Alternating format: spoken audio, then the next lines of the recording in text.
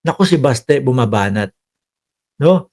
Si Baste Duterte ho, may pagbanat na naman mga kababayan. Hindi na natapos yung pagbanat nitong mga 'to. Siguro talagang ang plan nila is, hangga't, no, hindi napapabagsak itong, nasa mga gobyerno o yung mga kaaway namin, babanat kami kahit hindi totoo. Ngayon si Baste may patutsada na naman. Patutsada ni Baste Duterte sa salin ni Romualdez, walang basihan. Ano na naman?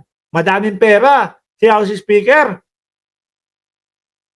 Meron na namang mga ninakaw. Basti naman. Kasi kapag kayo nagsalita, o ito, ganito, ganyan. Si Speaker magnanakaw, si Speaker may ganito, si Speaker ganyan. Limpak-limpak ang salita, salapi.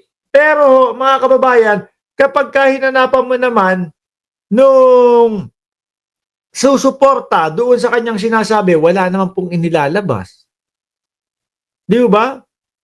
Sir Mark, sabi ni Vicky De Villa, Sir Mark, balita ko kakasuhan daw ni Joel Villanueva ang mga PBBM vloggers. Totoo ba yan? Eh sabi niya ho no? Kasi daw ho, nagsisinungaling daw ho kami. Nagsisinungaling daw po yung mga nagpapakalat daw po ng mga fake news, mga bossing. Hindi ko lang alam kung kasama ho ako doon. Ano po, sabi ko doon sa lawyer ko, umanda ka na ha? No? Kasi magkakaso daw si Boss Dila. Si Boy Dila, si Joel. No, tingin ko ho mga kababayan, baka si Mike Cervera una niyan. Si Boss Mike Cervera ang baka unahin ni Boss Dila, mga bossing. Bakit to? Ewan ko. Hindi ko alam kung ano ang dahilan ni Boss Dila para magkaso. Anyway, siya yan no? Ipaliwanag niya na lang kung ano yung magiging kaso kung sakaling kasama kami. Patutsada ni Baste Duterte sa salin ni Romualdez, walang basihan. House spokes. Sa umanong basihan at gawa-gawa lamang ang patutsada ni Davao City Acting Mayor Sebastian Baste Duterte kaugnay ng yaman ni Speaker Ferdinand Martin Romualdez upang linlangin ang publiko. Totoo naman paulit-ulit lang naman ho sila dyan Diba? Sabi ni Ma'am Neng Gigi, si Joel V mukhang tanga. Pang best actor ang acting. Hindi totoo naman ho mga kababayan. Paulit-ulit lang po sila. Dati nga naalala nyo ho dati?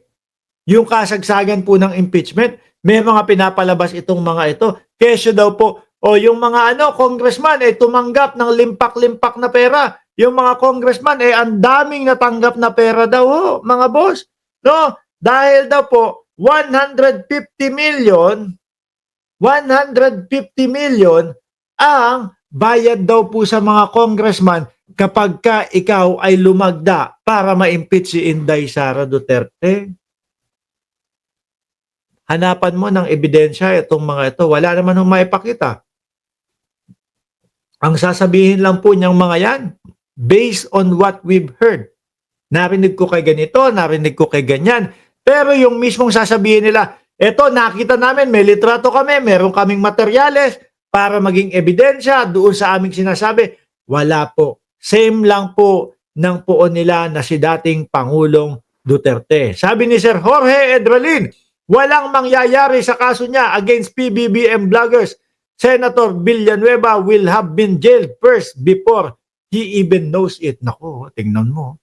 Iba talaga ang suporta sa atin ni Sir Jorge Edralin Mayor Sebastian Duterte, latest tirade in another baseless attempt to smear Speaker Ferdinand Martin Romualdez. The figures he cites are nothing but absurd fabrication proof once against of the Duterte's penchant of fake news. Ayan, ganyan na ho sila nakilala mga boss.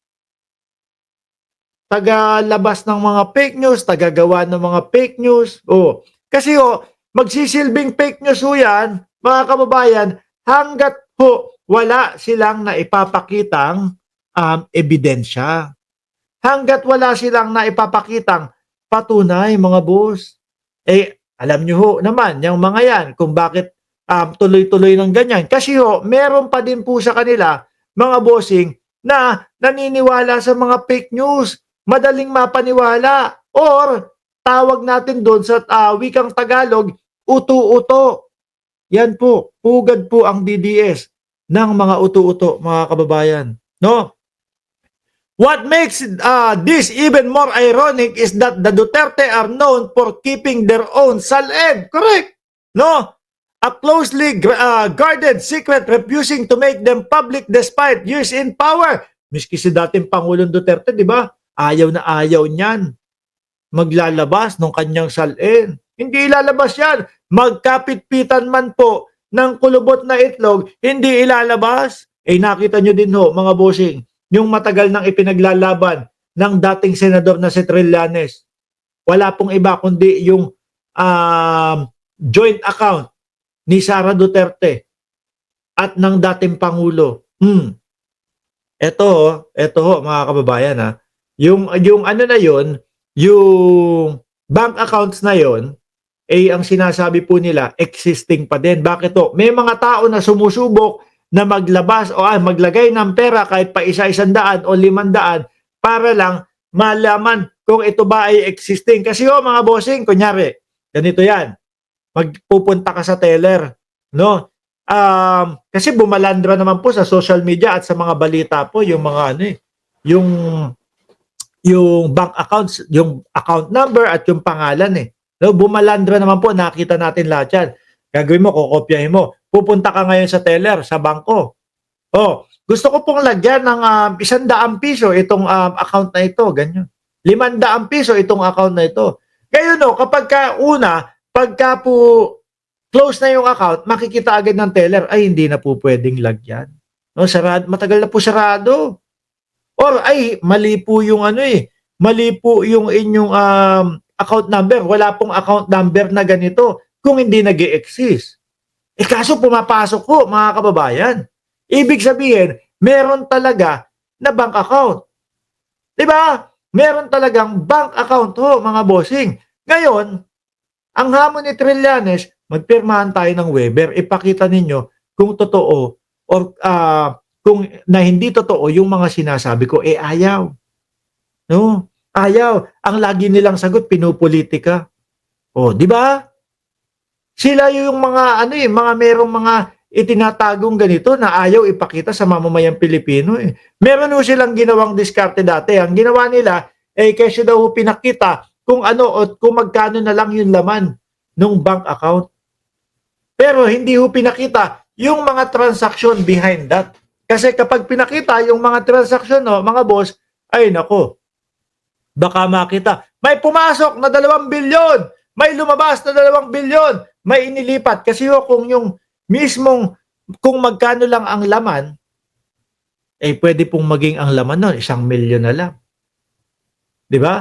Kasi yung pumasok na 2 bilyon, inilipat doon sa ibang account. Kaya ang gustong makita talaga is yun pong mismong transaction sa loob ng bank account na yun. Kayo madaming tinatago na ganyan, basta tapos isisisi nyo sa iba. Tapos sasabihin nyo, naku, yung salin ni Romualdez ay napakalaki. Yung salin ni Romualdez hindi match doon sa kanyang mga kinikita. Lagi kayong maglalagay. Ayan tingnan mo, yung mga ganyan, lagi kayong maglalagay ng mga materyales or yung mga patunay ninyo para paniwalaan kayo ng taong bayan. Kagaganyan nyo, baste. Baka ang mangyari dyan, maubusan na kayo ng botante pagdating ng 2028. Alam nyo, matatalino ang mga Pilipino. Hindi basta-basta ang mga Pilipino. Di ho ba, mga kababayan? Hindi ho basta-basta ang mga Pilipino. Tuloy ko. Ayon kay Abante, ang salin ni Romualdez ay regular na isinusubmite alinsunod sa batas. Maayos naman Ilan ba kayo dito? 262 viewers? Paki-share nga sa inyong Facebook, sa inyong YouTube, itong live natin. If the Dutertes truly believe in accountability, they should start by releasing their own salin to the public instead of inventing lies to cover up their own failure.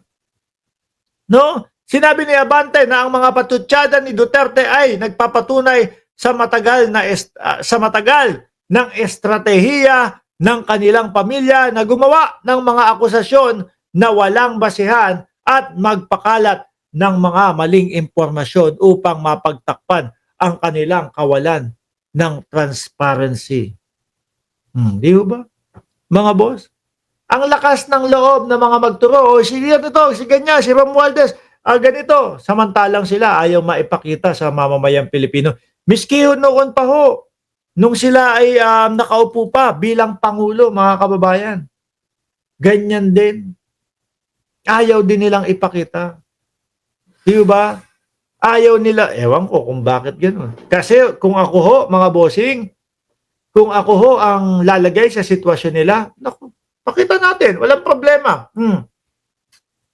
Ito ba gusto nyo? Ito gusto nyo? O ilabas ko. Di ba? Ganun kasimple lang ho, mga kababayan. Anyway, mukhang kakamatayan na ho ng dating Pangulong Duterte. Magagalit yung mga DDS. Bakit sinasabi mo mamamatay na? Malapit na ang dating Pangulong Duterte. Bakit to? Hindi. Real talk lang naman kasi tayo. Tingnan nyo nga yung edad ng dating Pangulo. Malapit na yan eh. Malapit na sa dulo ng buhay. Ang tao naman ho, mga bossing, nandiyan, abutin ka ng 85, abutin ka ng 90, masaya ka na eh. Di ba?